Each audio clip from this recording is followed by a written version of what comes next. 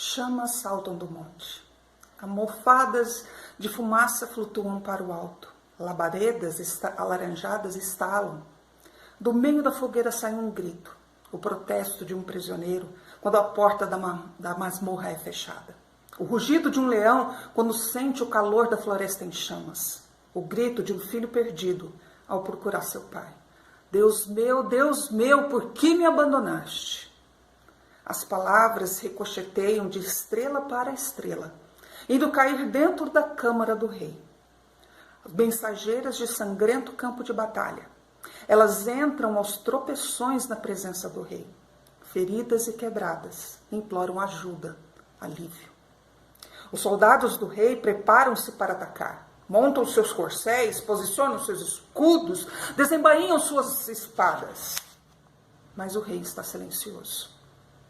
Esta é a hora para o qual ele traçou seus planos.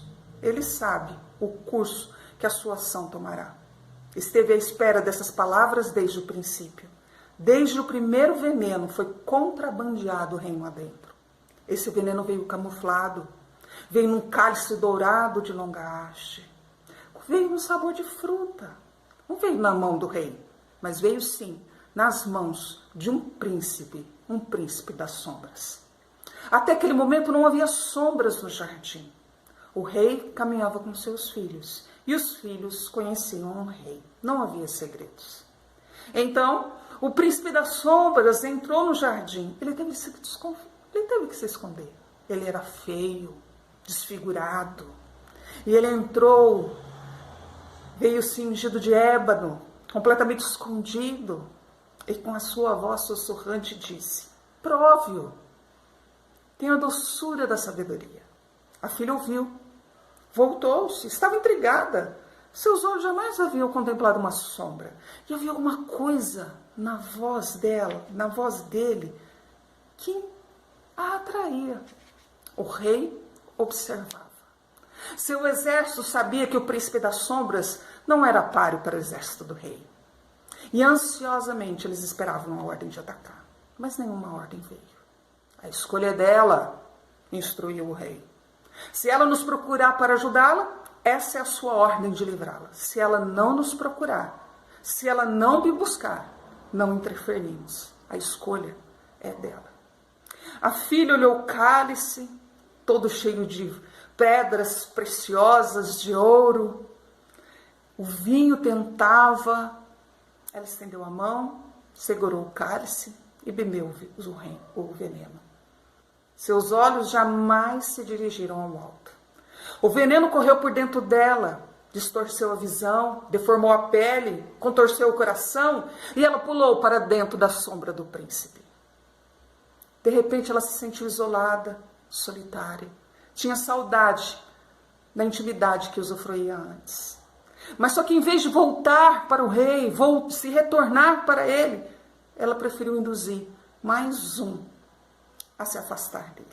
Tornou a encher o cálice e ofereceu ao filho.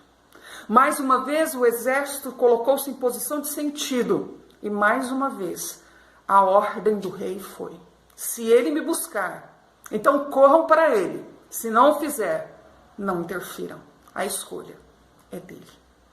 A filha colocou o cálice nas mãos do filho. Está tudo bem, é doce. O filho viu o deleite que dançava nos olhos e atrás dela uma figura no meio das sombras. Quem é ele? Perguntou o filho. Beba, beba. O cálice estava frio ao toque dos lábios. O líquido queimou a inocência. Mais, pediu ele, depois de passar o dedo dentro do copo, dentro do cálice. Os soldados fitaram o rei.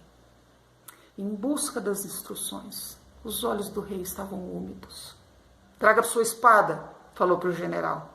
O general desembainhou a espada e trouxe diante do trono do rei. O rei não tomou a espada, apenas tocou. E quando a ponta do dedo dele tocou a espada, o ferro foi se tornando alaranjado de tanto calor. E foi ficando mais e mais brilhante até começar a flamejar.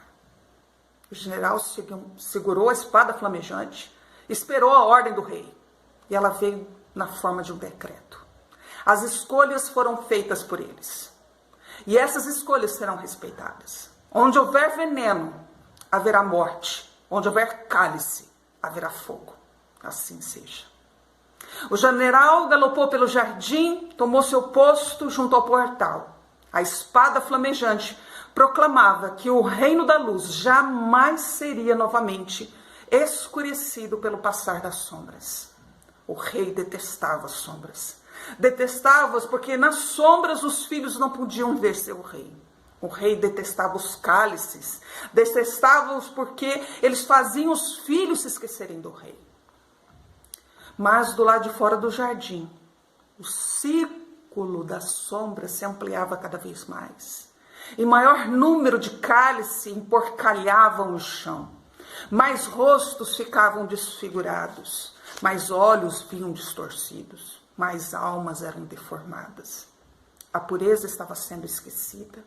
E o rei foi sendo perdido de vista por completo. Ninguém se lembrava de que um dia havia existido um reino sem sombras. Em suas mãos encontrava-se o cálice do egoísmo. Em seus lábios estava a ladainha da mentira. Prove, é doce.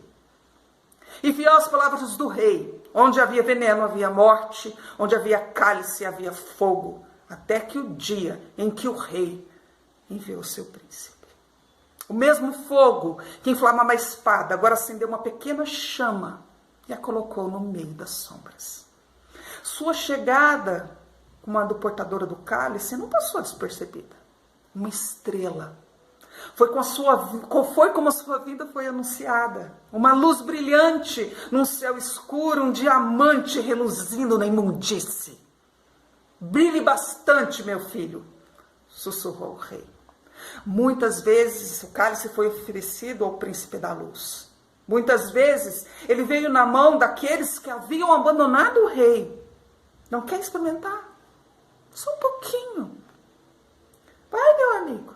E com angústia, Jesus fitava os olhos daquele que procuravam tentá-lo. Que veneno era esse que fazia o prisioneiro tentar matar aquele que vinha para libertar? O cálice ainda trazia o gosto sedutor do poder e dos prazeres prometidos. Mas para o filho da luz, seu odor era vil. A visão do cálice deixava um gosto de raiva, tanto no príncipe que ele derrubou o cálice da mão do tentador. E ficaram apenas os dois, frente a frente, presos um no outro com um olhar furioso.